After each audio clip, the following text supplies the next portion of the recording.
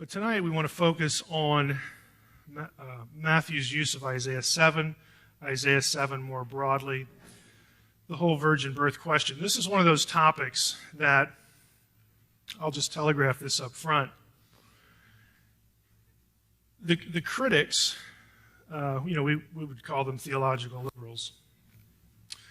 The critics of the virgin birth idea have some legitimate points to make, but really only because the way we talk about the virgin birth is very easy for them to pick at. I filed this topic in my folder that is titled Affirming the Obvious, but then Extrapolating to the Unnecessary. And that is what theologically liberal critics do with a lot of what we're going to talk about tonight. I'm going to show you where their thinking comes from. And in many respects, their thinking is rooted in the text. But like I said, it's affirming the obvious, what's there, and then extrapolating to the unnecessary because of their presuppositions. So here's Isaiah 7. I want to take a little time for you to read through it. I'm going to read through it. You can follow along. I'm going to try to do this for the sake of the audio. And I have certain things highlighted that I will come back to that I want you to pay special attention to or fix in your mind. In the days of Ahaz, that's the first thing, first line that you need to fix in your mind. The son of Jotham, the son of Uzziah, king of Judah, Rezin, the king of Syria, and Pekah, the son of Remaliah, the king of Israel, came up to Jerusalem to wage war against it, but could not yet mount an attack against it. When the house of David was told, Syria is in league with Ephraim, the heart of Ahaz and the heart of his people shook as the trees of the forest shake before the wind. And the Lord said to Isaiah, Go out to meet Ahaz, you and Shear-Yashuv, your son, at the end of the conduit of the upper pool on the highway to the washer's field. So here we are. We're in a specific point of time, the reign of King Ahaz in Judah, which is the 8th century BC, 700s for round numbers. And he's under threat. The narrative continues, and say to him, Isaiah, say to Ahaz, be careful, be quiet, do not fear, and do not let your heart be faint because of these two smoldering stumps of firebrands. It's very pejorative against the enemy. Don't worry about these two smoldering stumps at the fierce anger of Rezin in Syria and the son of Remaliah, because Syria, with Ephraim and the son of Remaliah, has devised evil against you, saying, Let's go up against Judah and terrify it, and let us conquer it for ourselves, and set up the son of Tavael as king in the midst of it. That was their threat. And God says, Don't worry about that, says the Lord God. It shall not stand. It shall not come to pass. For the head of Syria is Damascus, and the head of Damascus is Rezin. And within 65 years, Ephraim will be shattered from being a people. You're not even going to have to worry about him anymore. Ephraim, of course, is the northern kingdom, also in the Old Testament known as Israel. This is after the kingdom has split into two. The monarchy is divided, 10 tribes in the north, 2 tribes in the south. The 10 northern tribes, northern kingdom, are referred to as Israel or Ephraim or Samaria in your Old Testament. So when you see those terms in books of the Old Testament after the death of Solomon, that's what it's talking about, that northern kingdom. 65 years from now, northern kingdom is going to be history. And the head of Ephraim is Samaria, and the head of Samaria is the son of Remaliah. If you are not firm in faith, you will not be firm at all. And again, the Lord spoke to Ahaz, Ask a sign of the Lord your God. Let it be deep as Sheol or high as heaven. So Ahaz is threatened. God says, Isaiah, come here. I got a message for you to deliver to King Ahaz. Tell him not to worry. It's not going to happen. He's going to be okay. And if he's a little dubious of that, a little nervous, tell him to ask for a sign. And it can be anything. Sheol, the lowest, up to the highest heavens. Tell him to ask for a sign. But Ahaz said, I'm not going to do that. I will not ask, and I will not put the Lord to the test. Now, whether he was being really pious here or not, we don't really know. This might be out of piety that he's saying, I'm not going to do that. And he said, God said then, through Isaiah, hear then. Okay, you're not going to ask for a sign? Okay. Hear then, O house of David. It's a reference to the dynasty of which Ahaz is a part. Hear then, O house of David, is it too little for you to weary men, that you weary my God also? Therefore, the Lord himself will give you a sign. Behold, the Almah, translated here in the ESV as virgin. Behold, the virgin shall conceive and bear a son, and shall call his name Emmanuel.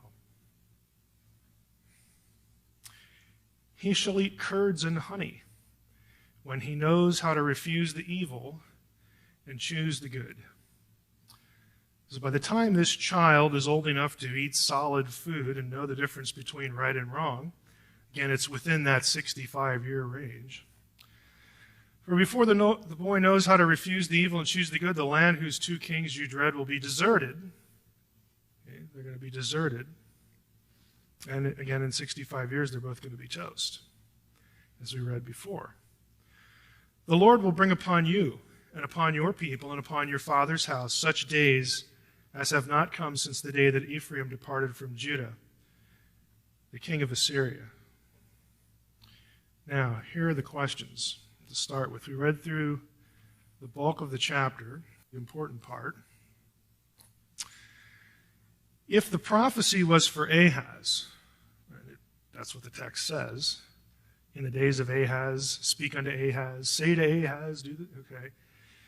If the prophecy was for Ahaz, why would Ahaz assume the woman was a virgin? Does he have any reason to do that? Do we need a virgin for the prophecy? In other words, if the prophecy was for Ahaz, number 2, would he have expected the child was deity?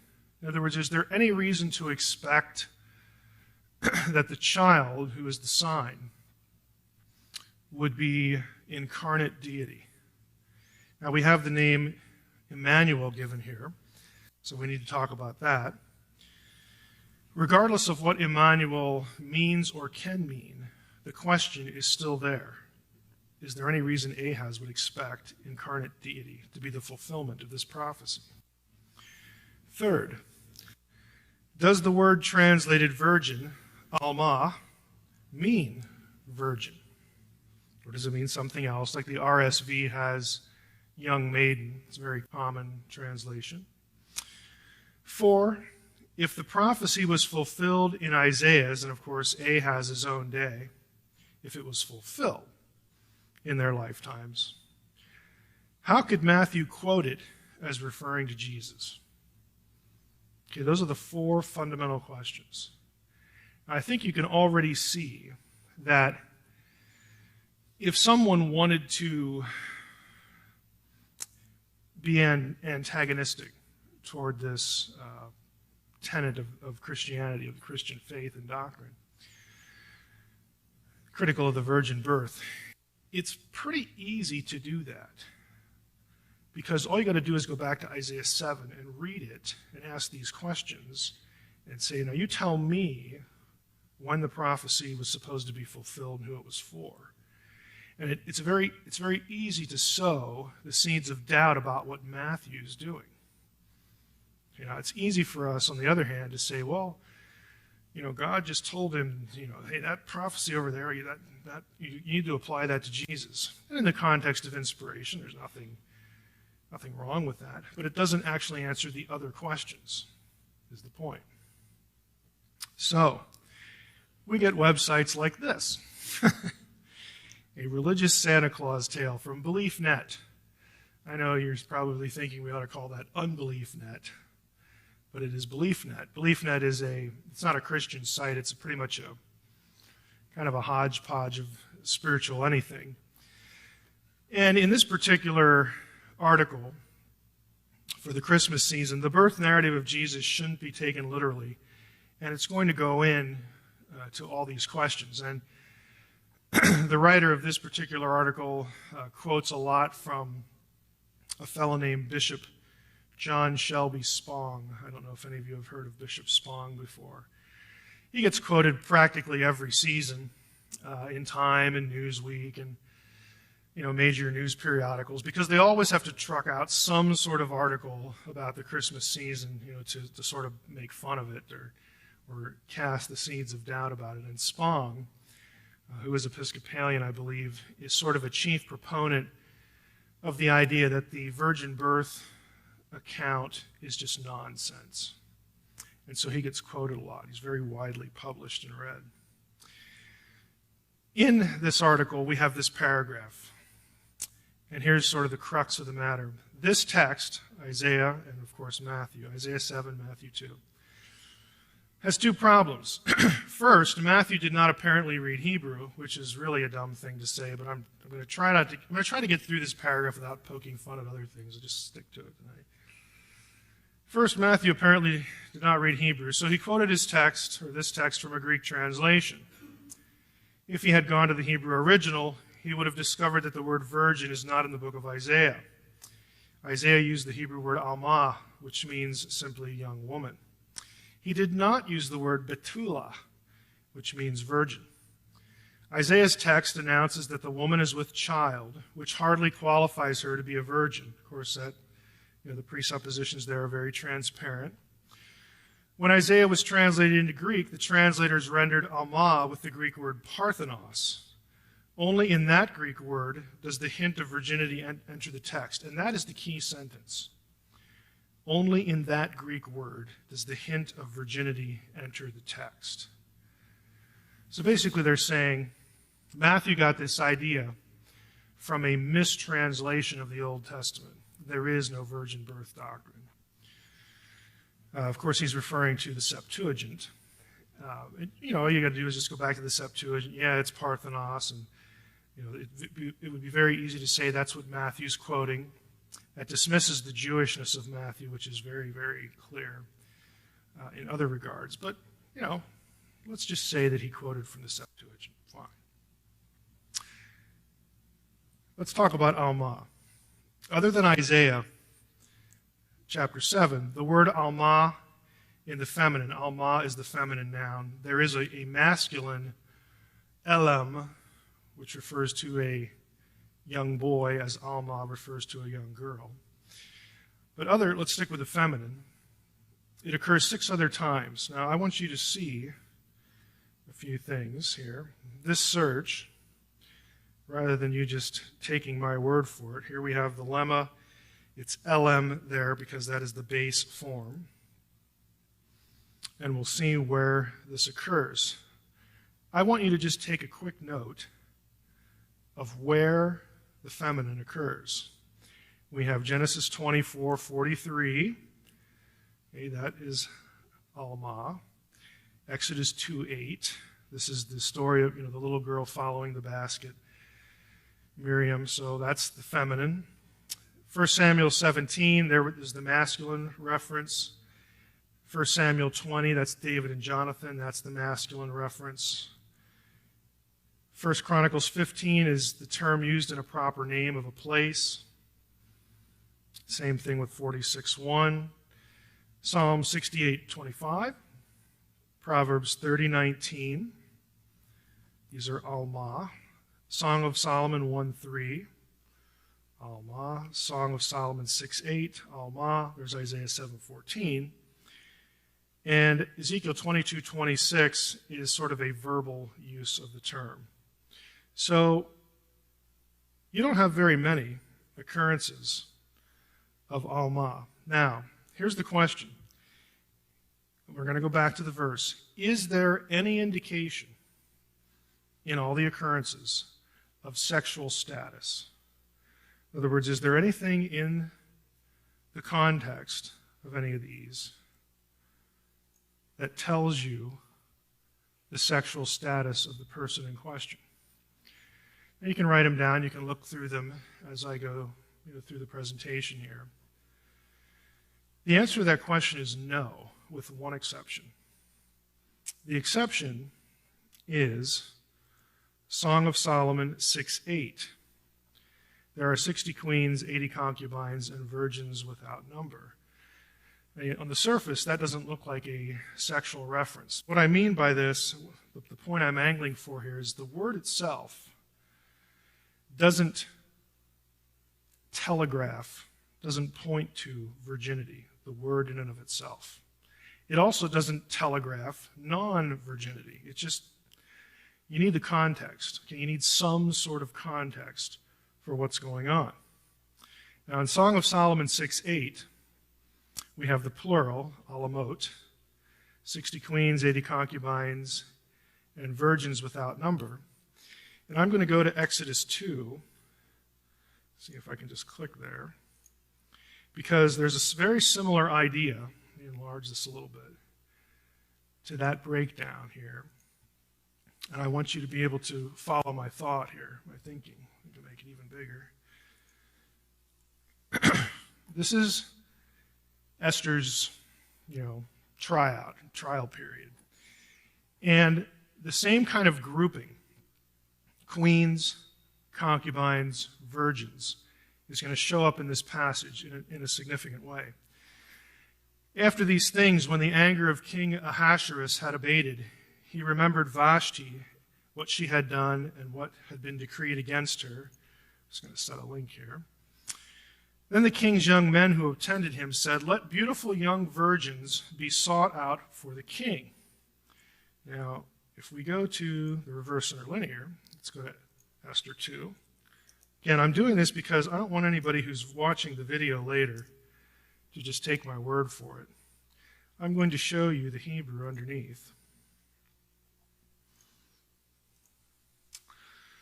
Okay, the king's young men who attended him, let beautiful young virgins be sought out for the king. Here, for the word virgins, is betula. Now, that is the word, if you remember the quote from BeliefNet, where the writer said, Isaiah didn't use betula, he used alma. Betula is the word for virgins. Betula is a more precise word for virgin. Even in some context for betula, it's not clear what the status is, but there are certain instances of betula. For instance, some of the laws in Leviticus and Deuteronomy, where it's very clear that the betula has not known a man. Okay? Again, the familiar reference, the familiar euphemism for sexual intercourse. So there's a point to be made there. And we have na'ara. So we have na'ara and betula, young virgins, beautiful young virgins. In verse 2, we read on, let the king appoint,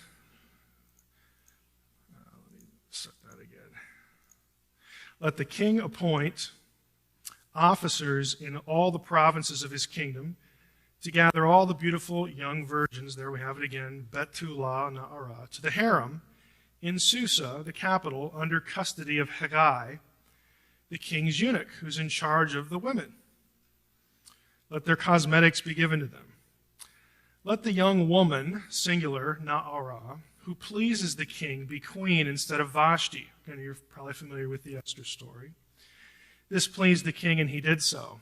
Now there was a Jew in Susa, the citadel, whose name was Mordecai, the son of Yair, son of Shimei, son of Kish, a Benjamite, who had been carried away from Jerusalem among the captives, carried away with Jeconiah, king of Judah, so on and so forth. He was bringing up Hadassah, that is Esther, the daughter of his uncle, for she had neither father or mother. The young woman, the Na'ara, had a beautiful figure and was lovely to look at. So we'll try Esther out. So when the king's order and his edict were proclaimed, when many young women, Na'ara, were gathered in Susa, the citadel in custody of Haggai, Esther goes into the custody of Haggai. Esther was also taken to the king's palace, put into the custody of Haggai, who had charge of the women. And the young woman pleased him and won his favor. And he quickly provided her with her cosmetics, her portion of food, all the stuff she needed.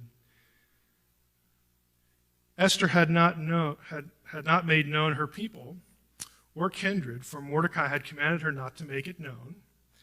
Every day, Mordecai walked in the front of the court of the harem to see what was going on, how everything's going. Now, when the turn came for each young woman, Naarah, to go in to King Ahasuerus, after being 12 months under the regulations for the women, since this was the regular period of their beautifying, 6 months of oil of myrrh and 6 months with spices and ointments from women. Look, these were not ugly women. They didn't need 6 months for this. What was the 12-month trial period for? See if they're pregnant. Okay? Easy test. We'll just keep you here for 12 months. Can't fake your way out of that. All right? When the young woman went into the king in this way, she was given whatever she desired to take with her from the harem to the king's palace. In the evening she would go in, and in the morning she would return to the second harem. She doesn't go back to the same group. In custody of Shaashgaz, different custodian, the king's eunuch, who was in charge of the concubines.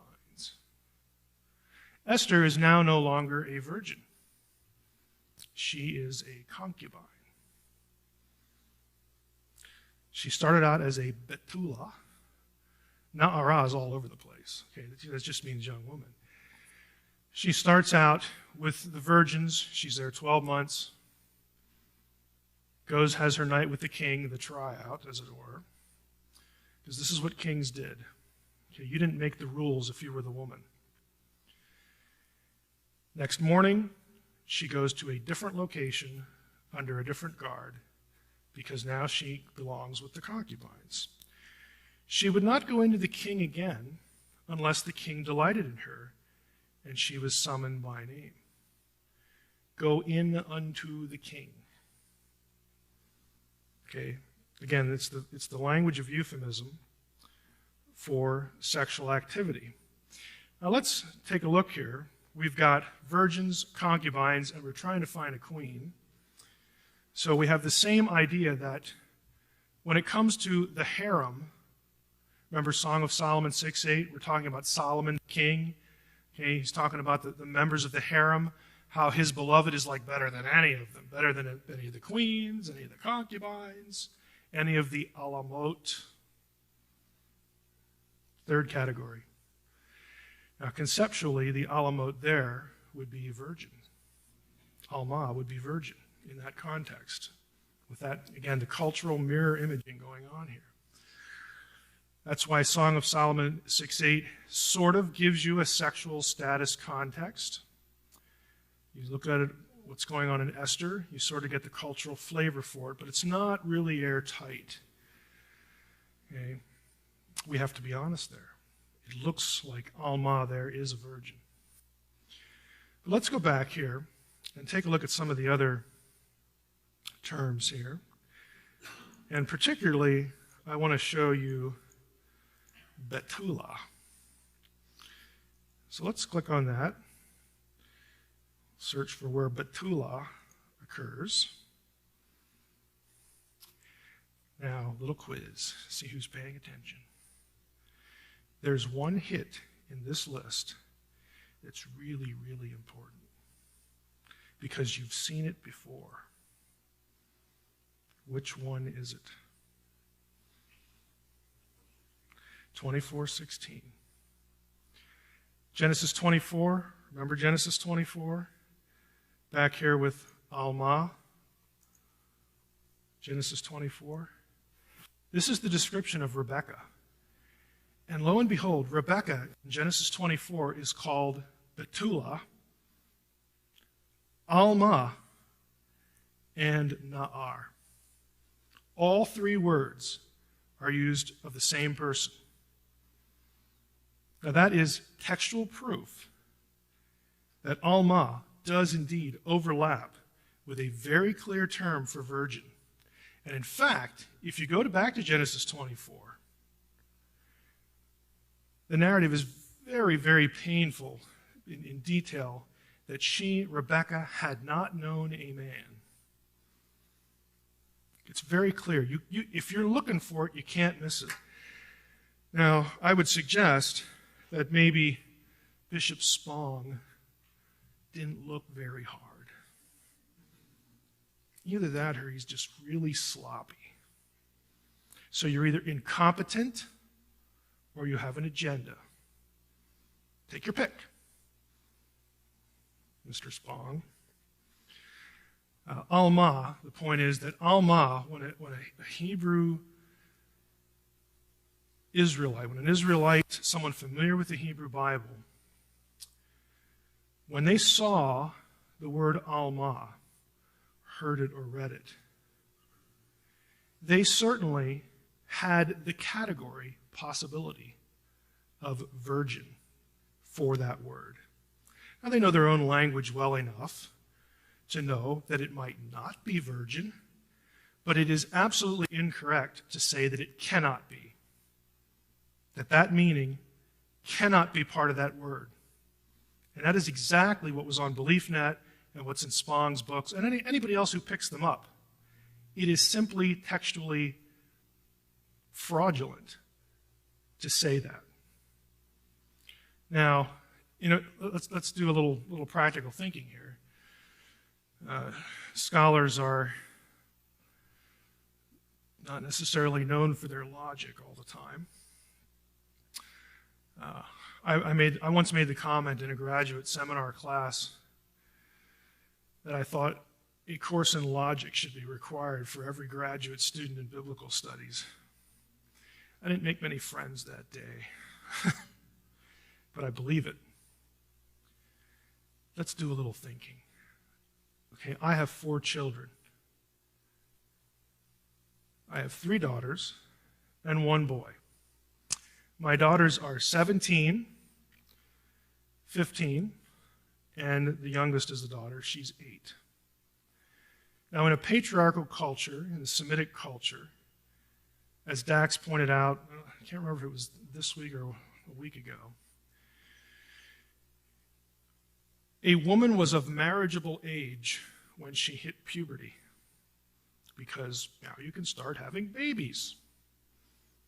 Okay? And that's 12, 13, 14, somewhere in the early teens. I have 2 Almas. They're young women of marriageable age. And they just happen to be virgins. Because I'm a ruthless patriarch. Okay? Now I say that because if in today's culture, unless we're going to conclude that every girl after the age of 12 is not a virgin, that's what you'd have to say for Spong to be right. That kind of absurdity. Unless you're going to say that, which would be totally obvious, you've got to conclude that, hey, a lot of Almas, a lot of women of marriageable age, they're still virgins. Yeah, they are. And in a patriarchal culture like in the Old Testament, where they really did exercise a very tight control over their daughters, that number would probably even be higher. Okay, so again, just simple logic tells you that when a Semite thought of Alma, he didn't think, yeah, a woman that can get married now and she's not a virgin either. It's just stupid.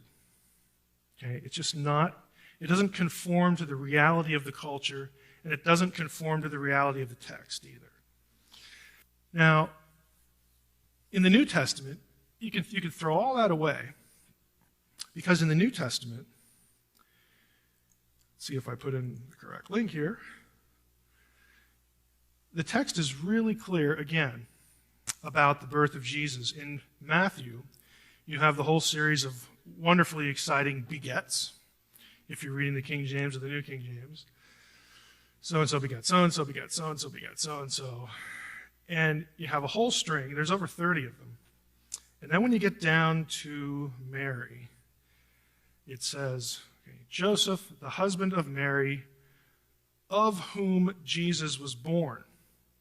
The wording changes because, for those of you who've had a little Greek, if you can actually see that morphological reference, we have a relative pronoun, genitive singular, feminine, In other words, the writer of the text wants it to be clear that Jesus came from only the woman. It's a feminine pronoun. It's not the male begat so-and-so, like it is the other 30 sometimes. When you get here, the whole thing switches. Of whom? Of her Jesus was born. Okay, you just really can't get. I mean, honestly, if I wanted to make the point that Jesus only came from Mary, I really don't know any other way to make it that explicit. I mean, right down to the little particle that you're using in Greek so that you can't miss it. There's no ambiguity. Okay, that's how detailed the writer's being. So the Alma thing is a red herring. Certainly can mean virgin. Now, doesn't necessarily mean that Ahaz would have thought of that, or that the original prophecy was about a virgin. We still haven't, we're going to get there. But the word itself can mean virgin. Emmanuel is actually three parts. The preposition im, with. Nu is the suffix pronoun us. And El is God, either small g God or big G God. It's used as a common noun and a proper noun. So together they form the sentence without a verb. There is no verb. God, the words are literally with us, God. So you can translate that God with us, God is with us, or a God is with us. All three of those are completely legitimate, because that's all you have. Now, God with us is probably the most familiar. God is with us would probably be the most grammatically correct. God is with us, though, doesn't necessarily mean deity incarnate, though, because I can say, hey, God's with us. Ahaz, God is with us, meaning God's on our side. Doesn't have to mean that like God is going to be present, that this child is going to be God when he's born. That's God. Okay? It doesn't mean that at all. We look at that because of what happens in the New Testament as being sort of where our mind goes. But to Ahaz doesn't have any of that. It's a sign for him that God is going to take care of the problem. And by the way, sometimes I think we miss in Isaiah 7 that the point of the sign is not the woman. Okay, a lot of ink spilled about virgin birth and all that stuff. The point of the sign is not the woman, it's the child. Okay, we kind of get that a little messed up. Now here's also from BeliefNet. The second problem in their article with this text is that when Isaiah wrote it, the city of Jerusalem was under siege from the combined armies of the northern kingdom and Syria. Isaiah suggested that the birth of this child would be a sign to the king of Judah that his nation would not fall to these enemies, whom Isaiah described as, quote, the tales of two smoking firebrands, unquote. A reference to a child born 800 years later would hardly have been relevant to that crisis. Well, I would agree with that. If you're Ahaz and you're basically trembling in your boots, and Isaiah comes up to you, I got great news. I got great news. Don't panic. 800 years from now, it's like, what? I mean, come on. Oh, thanks. I feel so much better. It's just not going to work. All right? There's an original context for what he's saying. It's really interesting. There are some things going on, even in the original prophecy, that Ahaz could have latched onto and thought, catch my wording here, and thought a little bit beyond his own time. One of those possibilities is that there is a cognate term, a related term in a different language. The language is Ugaritic, for Alma. Now, in Hebrew, it's Alma. The letter is pronounced in the back of the throat. And that's why it gets transliterated sometimes with a G in certain books, like Gomorrah. Gomorrah. It actually begins with the same letter that Alma begins with. But it sounds like a G. This word actually is very, very rare, and it refers to the sacred bride and is it's restricted to royal women and goddesses in that culture. Now, that was a pagan culture. But the city of Ugarit is right next door to Israel. There's a lot of Ugaritic crossover within the Hebrew Bible, too, other words. That's kind of interesting because